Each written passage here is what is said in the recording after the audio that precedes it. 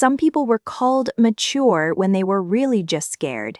They learned to stay calm, stay useful, and never make life harder for others. From the outside, it looked impressive. On the inside, it often felt like disappearing quietly before anyone could be disappointed. That is the strange pain of mistaking survival for maturity. You grow up believing your wounded adaptations are proof that you are simply a better person. You are the one who never asks for much, the one who handles it, absorbs it, and says, "It's fine," before checking if it is. People trust you with responsibility early. They notice how composed and low maintenance you seem and how rarely you cause a scene. What they usually do not notice is the cost. How much of that composure was built from fear, not peace. Real maturity has room for truth. Survival becomes impressive by making truth inconvenient. So you learn to be easy to parent, easy to teach, easy to lean on, easy to overlook. You become the child who reads the room before speaking. You notice tone shifts, tired faces, slammed cabinets, and silences that feel heavier than words. You start managing yourself before anyone has to manage you. Not because you are deeply secure, but because insecurity made self-erasure feel smart. Maybe you were praised for being independent. Maybe adults smiled at how little help you needed. But children are supposed to need help. When a child stops needing too much, it often means they learn that needing comes with a price. That price might have been irritation. It might have been emotional absence, unpredictability, guilt, or the sense that your feelings arrived at a bad time. So you made an unconscious trade. I will ask for less, and maybe I will still be loved. That trade follows people into adulthood in ways that look almost noble. They become dependable, emotionally contained, and strangely uncomfortable with being cared for. They do not usually think, "I'm surviving." Instead, they think, "This is just who I am." That is why the pattern hides so well. Survival that lasts long enough starts to feel like personality. You see it when someone is exhausted but cannot rest. They sit down, then feel guilty within minutes, as if stillness itself is irresponsible. You see it when someone says yes too fast, not because they want to, but because disappointing people feels more dangerous than draining themselves. You see it when someone is deeply kind to others and strangely cold toward their own needs. They offer grace outward and pressure inward. They look disciplined, they look mature, sometimes they even feel proud of how much they can carry. But carrying everything is not always strength. Sometimes, it is what happens when your nervous system learned that collapse was never an option. A child who grows up around emotional instability often becomes hyper-responsible. They start believing safety comes from being prepared, quiet, useful, and emotionally controlled. They become the one who notices what everyone else needs before anyone says it. They learn relief through anticipation. That is not the same as maturity. Maturity can respond. Survival has to scan. The difference matters. One is grounded choice, and the other is constant readiness. You can hear it in the way they apologize. They apologize for asking a question, needing time, changing plans, taking up space, or having a reaction at all. Even their pain arrives politely. Even their exhaustion sounds like an inconvenience they are embarrassed to mention. Sometimes they are not even afraid of conflict itself. They are afraid of what conflict used to mean. Because in some homes, tension did not stay small. A simple need could become criticism, distance, mockery, or emotional withdrawal. So the child learned a precise lesson. Keep your feelings trimmed down and the room stays safer. Years later, that same person may sit in a relationship and say almost nothing when hurt, not because they have no feelings, but because speaking still feels expensive. They may need 3 days to figure out why they are off. Not because they are disconnected by nature, but because they learned to delay themselves.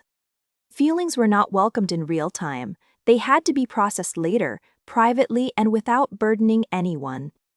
This is why some adults seem calm in the moment and fall apart alone. Their body waits until privacy arrives. It is also why they can be incredibly insightful about everyone else. When your childhood required observation, you became fluent in other people before becoming fluent in yourself. You can read the room in seconds. You can sense disappointment before words even form. But ask, what do you feel right now? And your mind goes strangely blank? Not empty, just delayed. That delay is not a character flaw, it is what happens when self-awareness had to compete with self-protection. Some people confuse this with emotional maturity because they are not dramatic. They do not explode. They do not ask for constant reassurance. But being low expression is not always the same as being regulated. Sometimes it is just being tightly managed from the inside. There is a private loneliness in that. You become the strong one and everyone starts handing you more weight. They come to you for steadiness. They trust your judgment, your patience, your restraint. Meanwhile, your own softer parts stay underdeveloped, not because they were weak, but because they were never given enough room to exist safely. You may be great in emergencies and terrible at receiving comfort, calm under pressure but uneasy when someone is gentle with you. Kindness can feel suspicious when your body is used to earning care. Rest can feel undeserved when love once felt conditional. So when someone offers help, you say, "I'm good," even when you are clearly not. And when someone keeps showing up, part of you warms. Another part braces for the moment they resent you for needing too much. This is where survival often disguises itself as standards. You tell yourself you are private, self-sufficient, and just not very needy. Maybe some of that is true, but sometimes not needy really means I learned to abandon my needs before anyone else could. That sentence lands hard because it explains so much. The strange pride, the constant fatigue, the difficulty relaxing into love. You are not trying to become superior, you are trying not to become a problem. And when a child organizes their whole personality around not being a problem, adulthood becomes very confusing. People praise the exact traits that exhausted you. They call you wise beyond your years. They call you old soul, rock, caretaker, peacemaker, the one who always has it together. What no one asks is why a child needed to have it together so early. What atmosphere made self-control feel safer than self-expression? Sometimes the child became the emotional adult in the house, not officially but functionally. They were the one who did not add stress, the one who stayed composed around a parent's moods, loneliness, immaturity, or overwhelm. This kind of growing up too soon can look impressive for years. Then adulthood arrives and the body starts sending unpaid bills.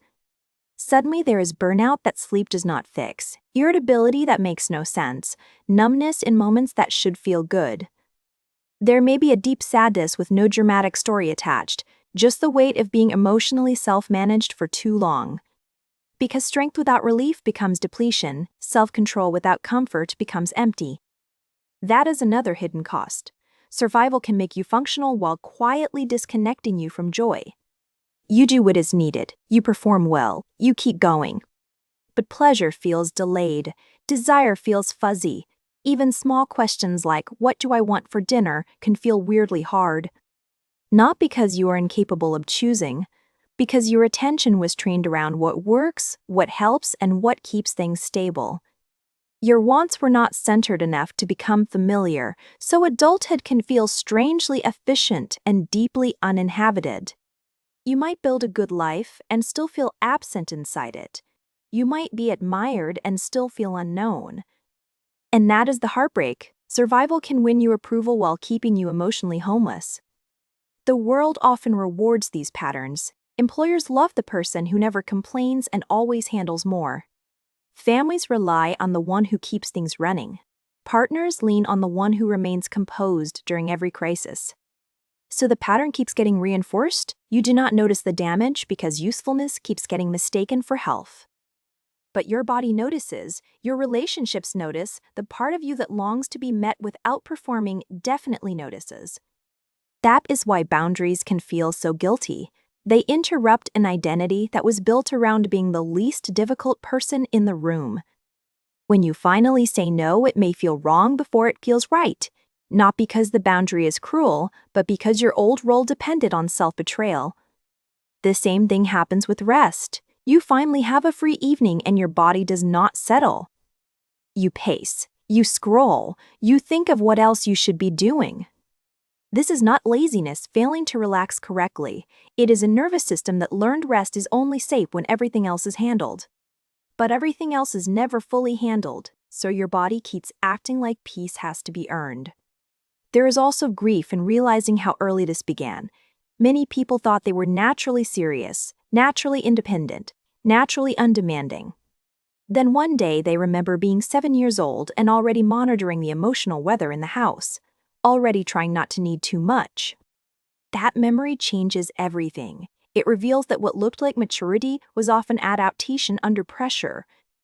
And adaptation deserves compassion, not shame. These patterns were intelligent ones. They helped you stay connected.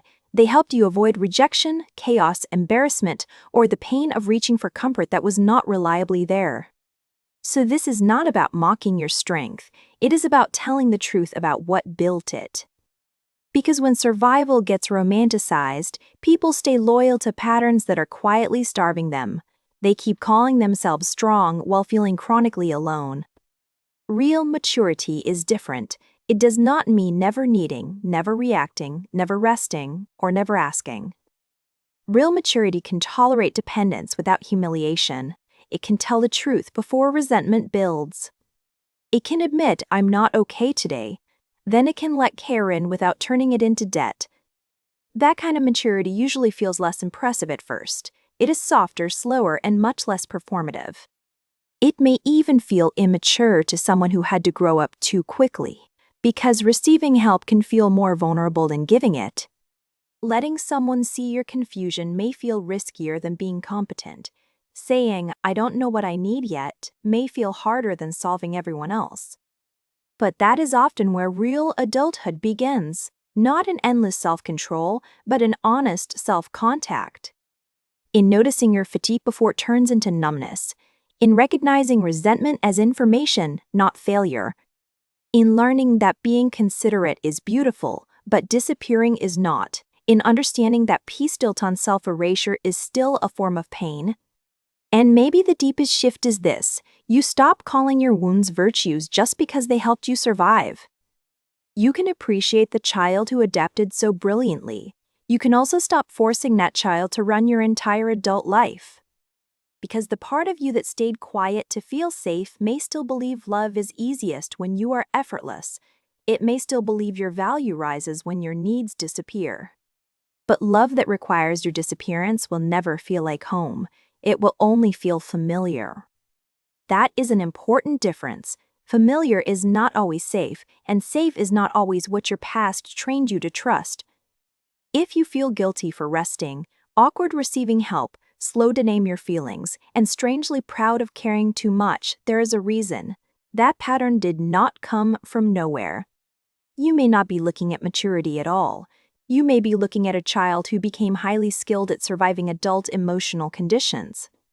And if that is true, then your next step is not becoming even stronger, it is becoming more honest about the cost. The goal is not to become less responsible, it is to become responsible for yourself too. For your limits, for your feelings, for the parts of you that only learned how to be loved by being easy. Maybe that is the turning point. The moment you realize your strength was real, but it was never supposed to be your whole identity. You were allowed to need comfort too. You were allowed to be uncertain, messy, supported, and still deeply worthy. So much of adulthood is relearning what should have been safe earlier, speaking before you are at your breaking point. Resting before you earn permission, letting care touch you without apologizing for the inconvenience of being human. And maybe that is the truth beneath all of this. Some people did not become mature too early. They became careful too early, helpful and quiet too early. Then they were praised in ways that made the wound harder to see. If this has been your pattern, it does not mean you are broken. It means your personality has been carrying survival strategies that once made perfect sense. But you do not have to keep confusing exhaustion with wisdom, or self-erasure with goodness. The strongest thing you may ever do is stop performing adulthood the way fear taught you, and finally become a person who can be held, not just admired,